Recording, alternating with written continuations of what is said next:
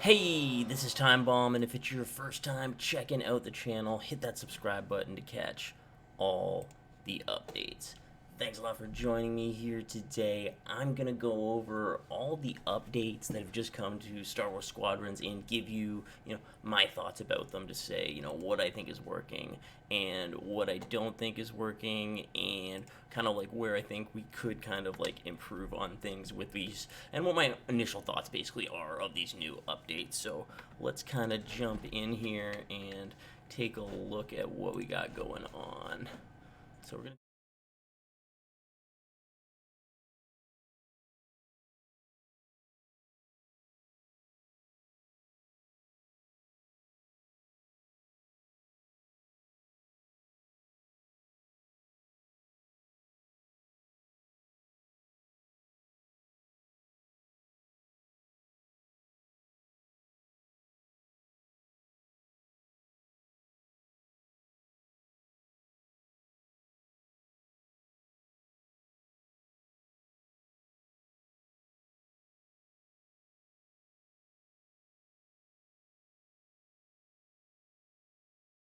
so far they don't come up very often. Like when I play this game a lot, 2 hours every day, so it's been like 4 days so far of it, 3 days of it, and I haven't gotten it once. Not even once has the new map come up. So I think that's kind of a problem with Squadrons overall, that you seem to get almost stuck in like a loop of maps and you just don't seem to get enough variety in the maps. That's what I find. You only really get two, sometimes three per session. I feel like it just doesn't mix enough. They need to add in a voting system.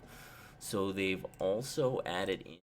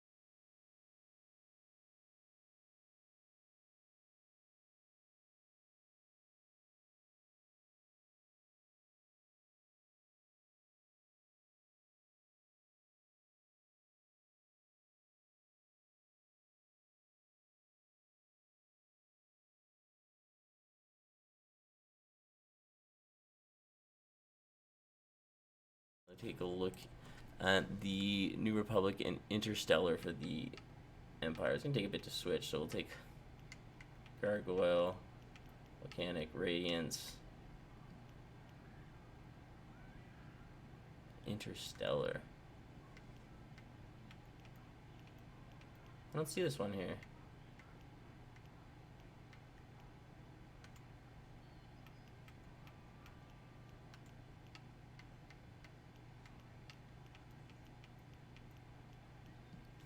Added 2 new starfighter patrons: Typhoon Squadron for the New Republic and Interstellar for the Empire. That which is by the classic Canal product toys. I don't know which one that is. The Interstellar for the Empire.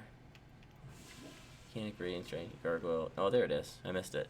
Oh yeah, that's pretty much the classic look. That's good that they have that in there. Vandal TIE Fighter paint jobs. We can take a look over here.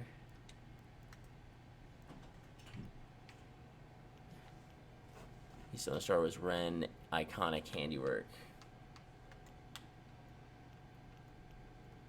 Oh, here's the Interstellar again. Vandal TIE Fighter.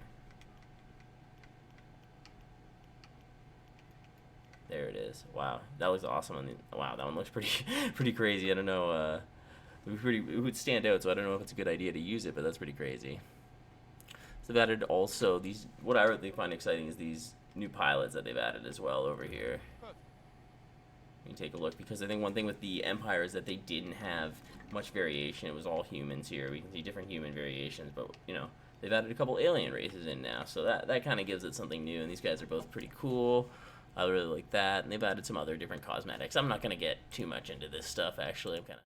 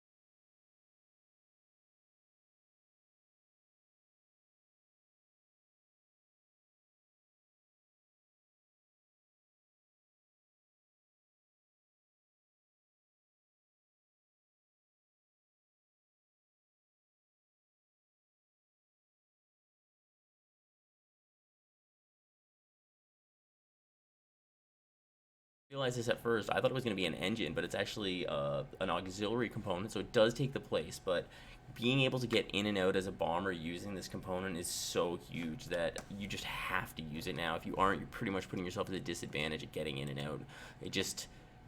I think it's only the best pilots can really get in and out in a bomber easily with those drifting. But now with the boost extension kit, it really makes it a possibility for anyone to really get in and out safely now. Like, you really should be able to do it with this. So it's a huge piece that, I mean, the X-Wing is kind of OP. The Y-Wing, it's huge. The prototype piercing torpedoes have been added to the X-Wing, Y-Wing, TIE fighters, and TIE bombers. So yeah, these, we can take a look at here. The proton, these are pretty huge too, because they go through the shield. So that's the huge thing with them. They can get that damage before the shields are down. You don't have to wait, so it just makes the bomber a lot more dangerous now too before the shields are down, because it can be sending that. So I think that paired with like a big proton or something else that's doing high damage, yeah, like the proton torpedo, something like that, those, you're basically going to be able to take out those subsystems very quickly, much faster than you could before with these tools. So it just really can speed up some games, and you can take out some subsystems very quickly. I'm sure if you've been playing at all, if you're playing against a highly skilled 5-stack team, you've probably seen that exactly. So it's something to look out for. These kind of combinations now on the bombers can really do some damage. Or a couple bombers in sequence running the boost extension and, you know, one of those weapons as well, and them flying in, they're just going to be able to do damage in tandem. You're not going to be able to take them both out. It's a new frustrating strategy that you're seeing a lot. Ion rockets. Now these have been added to the X-Wing, A-Wing, TIE Fighter, and TIE Interceptor. So we're going to bounce over to it. And now, okay, I have it on one of these Ions. Yeah, the Ion rocket here. And you get 30 of them.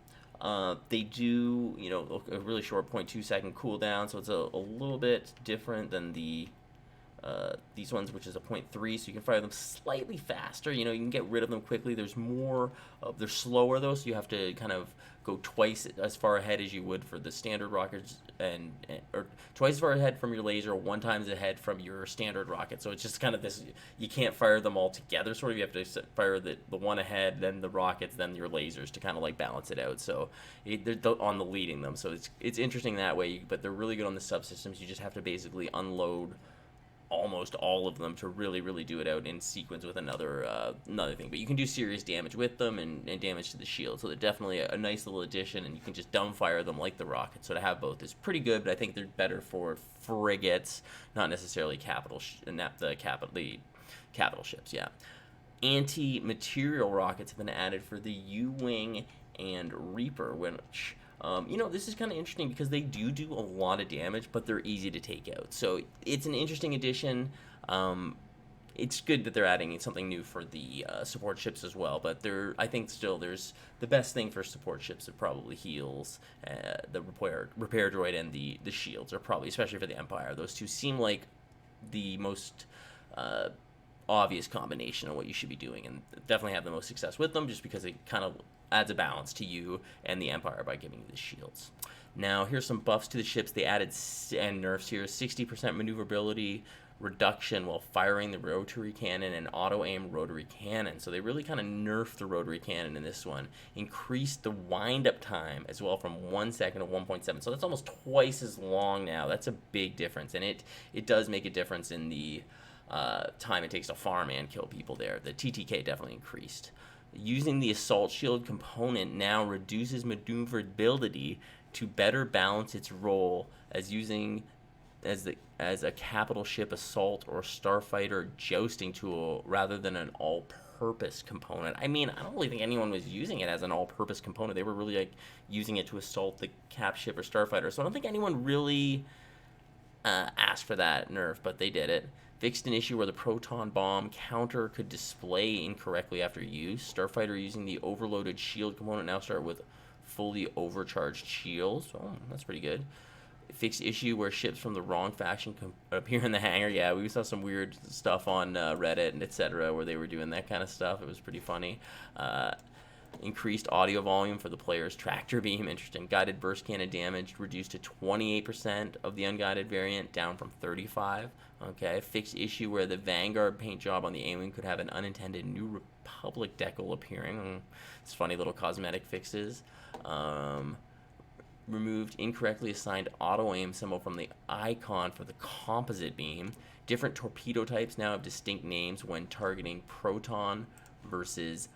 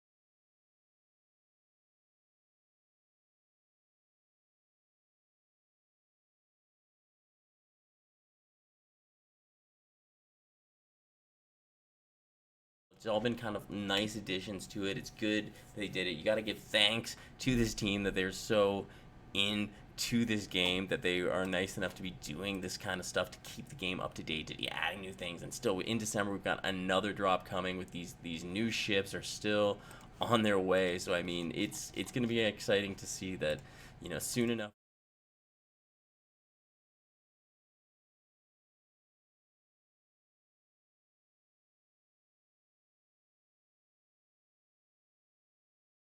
And some more balancing coming up. So I feel like Star Wars Squadron as well in the last little bit. Like if we take a look at the Star Wars Squadrons on Steam charts here, compared to a little bit ago, like what I would see generally playing the game is like maybe we get below, you know, around 500. A high time would be 1,000 people. I would say right now probably kind of a busier time, early in the morning North America, afternoon in Europe, early afternoon in Europe.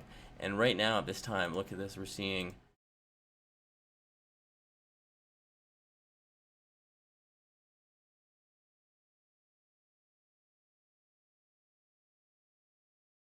growing. So this is amazing to see actually, and to be able to get to the point where the game could actually be popular again. I think it's only going to grow over December. So this is looking exciting. Hopefully everyone is playing, and I'm gonna keep making videos more often because I feel like I kind of got away from that. So I'm gonna try to do that. So if you're new to the channel, hit that subscribe button for some more videos about Star Wars Squadrons, because I'm excited to do it, and I love this game. I love playing it. So I'm gonna keep talking about it. Thanks a lot for you guys for checking out this video. I'm Time Bomb.